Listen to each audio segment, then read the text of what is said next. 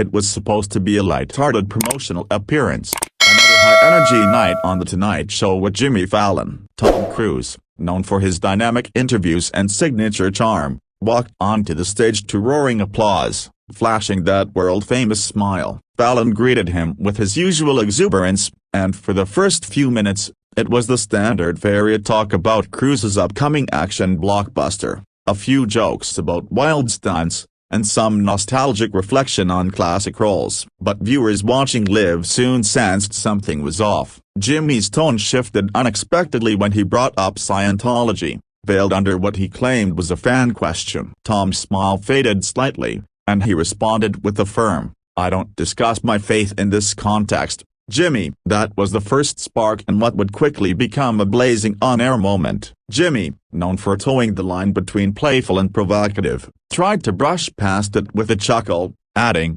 "Come on, man, everyone's curious." But Tom's face tightened. "I came here to talk about my film, not to be poked about my beliefs," he said, his voice calm but clearly restrained. The audience, unsure how to react, gave an awkward laugh. Jimmy pressed on, perhaps thinking he could steer the ship back to comedy. All right, he said, raising his hands, "let's keep it fun. Tell us, do you really believe you'll live forever?" That was it. Tom leaned forward, stared directly at Fallon, and said with surprising seriousness, "I think it's disrespectful to mock someone's faith for ratings." The room grew quiet. Fallon, caught off guard, stuttered for a moment, his grin faltering. Tom Cruise has faced his fair share of controversy over the years, but he's always handled it with a blend of diplomacy and determination. This time, however, his tolerance had clearly reached its limit. Fallon tried to pivot, laughing awkwardly and saying, Okay, let's move on. "I didn't mean anything by it." But Tom wasn't letting it go so easily. "If we're done playing games," he said coolly, "then let's talk cinema. Otherwise, I am done." The tension was palpable. A few gasps echoed from the studio audience. Producers were seen gesturing off camera, likely trying to salvage the moment, but it was clear something had shifted. Jimmy's attempt to maintain the playful energy fell flat. Tom had drawn a line, and Fallon had crossed it. Despite the heated moment, Fallon nervously tried to salvage the interview. "So, let's talk stunts. So you actually flew the helicopter yourself in this one?" But Cruise had gone from lively to cold. "That's right," he replied, with no elaboration. The usual spark in his eyes was gone. Jimmy scrambled, tossing out a joke about action heroes needing therapy. Tom raised an eyebrow and said, "What's with the personal digs tonight, Jimmy?" The audience laughed uneasily, unsure if this was still part of the show or something real unfolding in front of them. At this point, Fallon looked visibly uncomfortable, sweating slightly as he looked at his cue cards. "Maybe we should take a break," he mumbled, clearly hoping for a reset. But Tom had had enough. As the show went to commercial, insiders report Tom stood up and spoke to a producer in a low voice, saying, "If this is how the show's going to go, I'm leaving." Despite their efforts to convince him otherwise, he returned from the break only to collect his jacket and give a quick wave to the audience. Without another word, Tom Cruise walked off the set. Fallon, returning to camera with a forced smile, said, "Well folks, that's showbiz."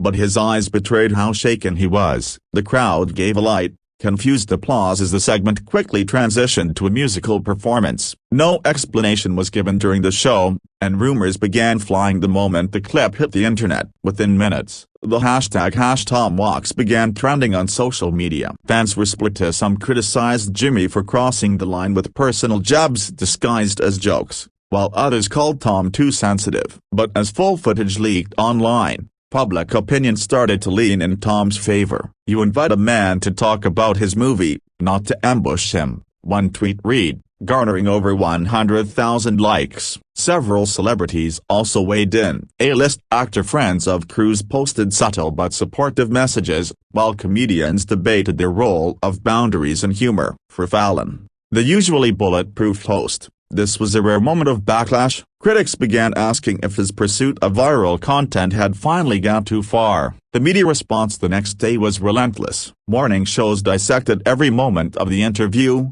with body language experts analyzing Cruz's shift in demeanor. PR experts weighed in, calling the event a cautionary tale for late-night hosts who forget the fine line between humor and humiliation. NBC released a statement saying they supported Fallon and were in discussions with Cruz's team. Tom's representatives, meanwhile, issued a brief but pointed note. Mr. Cruz values respectful dialogue and prefers to focus on his work. He regrets the situation and has no further comment. It was clear he was not interested in dragging the issue into a public feud, but the silence spoke volumes. Fallon attempted to clear the air on his next show, opening with a monologue addressing the controversy. "Sometimes you take a swing and miss," he said. "I thought we were having fun, but I clearly misread the room." Tom's a legend. I respect him and hope we can move past it. The apology was met with applause, but skeptics remained. Was it genuine regret, or just damage control? Fallon's reputation as the nice guy of late night was under scrutiny. Meanwhile,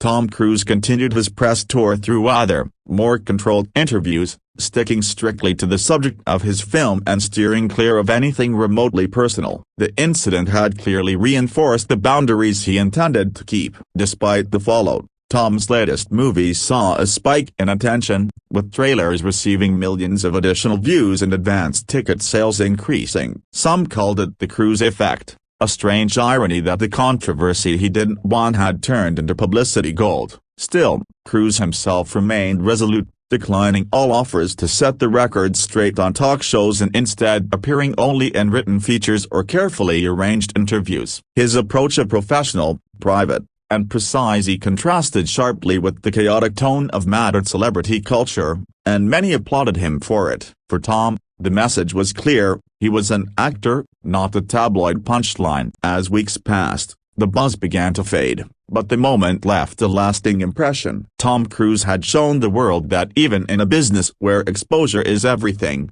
personal dignity still matters. Fallon, hopefully wiser, seemed to tread more carefully in subsequent interviews. And audiences, perhaps for the first time in a while, saw that even the brightest Hollywood stars had their limits and weren't afraid to walk away when those limits were crossed. The incident reminded everyone that behind the celebrity smiles and rehearsed stories are real people, and sometimes, those people decide enough is enough. And when that happens live on national television, the message echoes far beyond the studio walls.